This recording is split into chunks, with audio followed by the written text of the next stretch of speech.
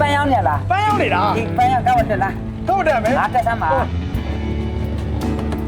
ဟုတ်တော့တော့ အေး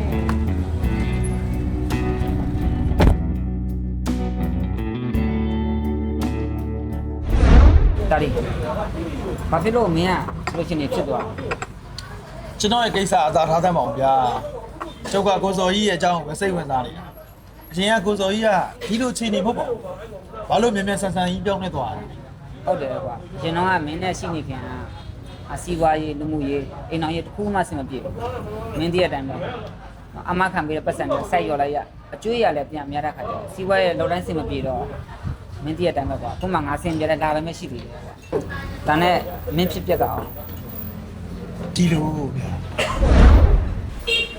ဒီမှာဒါဒီနေဘယ်လိုလုပ်ပေးမှလဲပြောငါနင်းဆောက်ကြွေးပဲဆက်ပေးနေရလေအခုစီးပွားရေးရလဲရှုံးနေအာမခံပေးထားတဲ့ຢာရီကောလုံးငါပဲလိုက်လုပ်ပေးနေရတာခုဘာမှမရှိတော့ငါတို့မှာခုနေဘယ်လိုလုပ်ပေးမှလဲ ငါလည်းတင်မလို့တာမဟုတ်ဘူးလေဟာ နေတမင်လောက်တာမဟုတ်တမင်လောက်တာမဟုတ်နဲ့ငါနေအားတော်တော်စိုက်ကုန်နေပြီသိလား အာကြည့်မယ် 没有没有吧你？ သိလားအဲ့ဒါငါတို့စိုက်ကုန်တာဟောတော့အိမ်မှာဆေးမယ် အစင်ဘောစင်အဲ့ငါလည်းမိသားစုဘာပဲဖြစ်ဖြစ်နစ်စင်မိမအိမ်မှာဆင်းသွားတယ်လို့ရစားဘူးအာမခံပေးထားတဲ့ပတ်စံတွေလည်းပြန်မရချိကြတဲ့ပတ်စံတွေလည်းစုံ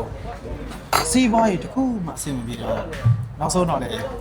အိမ်ကိုအကျွေးနဲ့တိတ်သွားတာပေါ့ဗျာဒါကြောင့်လမ်းဘေးမှာပန်းရောက်နေတော့ကိုစိုးကြီးတွေးခဲ့တာပေါ့ဗျာအဲ့ဒါကြောင့်လေကိုစိုးကြီးဖြစ်ဖြစ်နဲ့ကျုပ်ဖြစ်ဖြစ်ကတူပါတယ် ဟုတ်တယ်အဲ့ဒါကြောင့်မင်းဦးညာမငါဝမ်းတာနေတာငါဘေးတင်ရမင်းလည်းသိရနော်ရကောင်းမင်းလောင်းဖြစ်တယ်တဲ့ငါခီးပဲတော့စီဝိုင်းပဲတော့လို့နောက်ဆုံးကွာတလားတစ်ခါတော့ငါနှစ်ပတ်တစ်ခါမေးဖြစ်တယ်ကွာပြီးတော့မိသားစုဝင်လို့အားထားရတဲ့ဘေးတင်ဆရာဆိုတော့ပိုစိတ်ရှာရတယ်အဲ့ဒါကြောင့်ငါလို့ပဲငါကခိုင်နေမင်းတူနေတော့အဲ့ဒီဘေးတင်ဆရာကမင်းကခေါ်သွားမလို့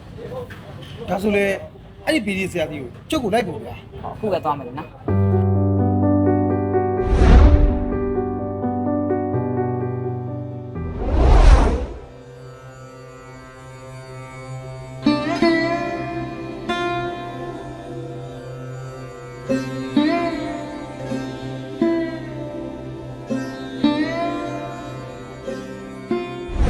တာဒီမင်းပြောဒါငါမိသားဝင်ဆရာပဲ ဟုတ် ဆရာပထမကထန်းကိုပင်ဖျားဝမ်းနဲ့မှာဟောတယ်သူက90ချိန်ရဲမွတ်တာအခုကျတော့ခွန်3ပြီး3-3ကြားမှာဟောကအစ်စ်ဆောက်ထားတယ်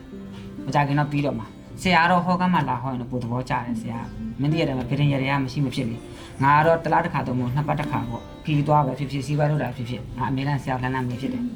အဲ့တော့အားလုံးစင်ပြရပါ ဆရာရဲ့မိတ်ဆွေမိသားစုဝင်နေဆိုတော့လေအောင်မြင်တယ်လို့ကြားလိုက်တာနဲ့ပြောတယ်ဝမ်းသာတယ်ပီတိဖြစ်တယ်သူတို့တစားလောက်ပြောနေရင်ကျွန်တော်က65ဆပြောနေပြီ ဟုတ်တယ်အဲ့အကြောင်းမလို့ပြီးတော့ဆရာဟောကန်းအောင်လာပြီးတော့ဟောသိချင်လို့လေဆွကြောမိတ်ဆွေကနေဝေးမှာရောက်တာမျိုးရှိရလေနောက်မှရောက်တာဆိုဆရာဘက်ကလည်းတတ်နိုင်တဲ့ဘက်ကနေပြီးတော့ဘိုက်ပါတော့မောပေါ့နော်တိတ်ဂရန်တွေလှမ်းဟောပေးတယ်ပြီးအထူးဟောကပါနေတယ် အထူးဟောလည်းရှိသေးရ ထူးဟောရှိတယ်ပြီးတော့ငါခုလို့စင်တင်နေဆရာအကြောင်းပေါ့ရတရားလည်းကောင်းနော်ပြီးတော့ဟောတာလည်းမှန်တဲ့ခါကျတော့ဒီမှာပဲငါမိသားစုဖြစ်နေအားကြောင့်ငါ့ကိုခေါ်လာပြီးတော့မင်းကငါဖြစ်ဖြစ်နဲ့တူနေတော့ပုံပြီးတိုက်ဆိုင်တာပေါ့နော်အဲ့တော့ငါမိသားစုဝင်ဆိုတော့မင်းမိသားစုဝင်နေနော်ကဲတော့ဆရာသူရဲ့နေနိုင်လေးကြည့်ရောဟုတ်ပြီ ဟုတ် ပါ ဟုတ်ဟုတ်ခုနှစ်တက်ကလေး 1995 1900 95 1990နဲ့ဘယ်လလဲ ခုနှစ်လ ခုနှစ်လဘယ်နှစ်ရက် 10ရက် 10ရက်ရပြီရလားဆို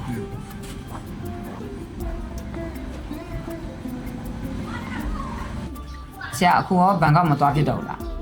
ဆရာဘန်ကောက်3နှစ်တော့ဟောခဲ့တယ်လေ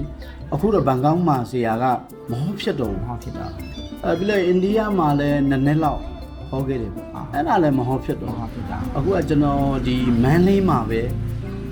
ပြင်နိုင်ဟောမယ်ပေါ့ပြီးရင်အဲ့ဒီဘန်ကောက်ကမိတ်ဆွေတွေကိုကျွန်တော် online ကနေလေဟောပေးနေတယ် ဟော online ဟောပြီ ဘန်ကောက်ကမိတ်ဆွေတွေနော်ချိန်မိုင်ကမိတ်ဆွေတွေအဲ့ဒီချိန်မိုင်နဲ့ဘန်ကောက်နဲ့နီးနီးလေးပဲလေ ဟုတ်တယ်ဟုတ်တယ် အဲ့ဒီကမိတ်ဆွေတွေအားလုံးကိုကျွန်တော် online ပေါ်ကနေ line ပေါ်ကနေပဲမေးဖို့ဆိုပြီးတော့လဲတည်တဲ့မိတ်ဆွေတွေကိုလည်းမှာထားတယ် တည်တံ့လုပ်ပေးထားတယ်ပေါ့နော်ပြင်နိုင်တော့ဆရာကဒီသူကပြင်နိုင်ဆရာဟောကမ်းမှာလာဟောတာပဲပို့သဘောကျတယ်နော်ဆန္ဒပြုတယ်ဒါပေမဲ့အခုကျတော့ဆရာကဘန်ကောက်မှာလည်းထိုင်ခဲ့တယ်သူကအိန္ဒိယမှာလည်းထိုင်ပြီးဆိုတော့ဘန်ကောက်ကလည်း သူရဲ့မိတ်ဆွေရှိသေးတယ်အဲ့ဒါကိုလည်းဘိုင်ဘာတော့မဟုတ်ဝီရှက်ပေါ့နော်ပြတဲ့ယူအဲ့ကနေပဲလှမ်းဟောပေးနေရဆိုတော့ဟုတ်ကဲ့ဆရာ ဟုတ်ဟုတ်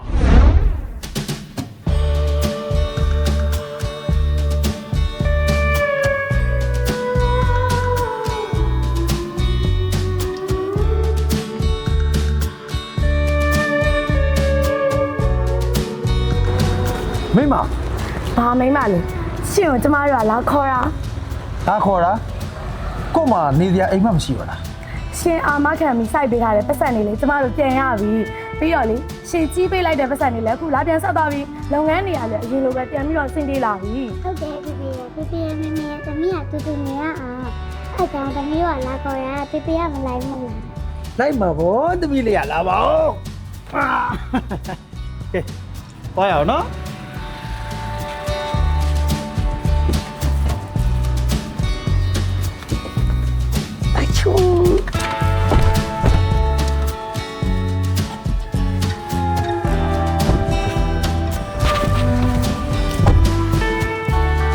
ဆရာကြီးနဲ့ကိုစော်ကြီးကိုတော့ကျေးဇူးအများကြီးတင်ပါတယ်ဗျာရှရယာကောင်းရင်မင်းလောင်ဖြစ်တယ်ဆိုတဲ့စကားကိုတော့ကြုံယုံသွားပြီဗျို့စီးပွားရေးလူမှုရေးအိမ်တော်ရဲ့အစစရရအားလုံးဆင်ပြေသွားပြီအခက်ခဲတွေလည်းအားလုံးကြော်ဖြတ်နိုင်သွားပါပြီဗျို့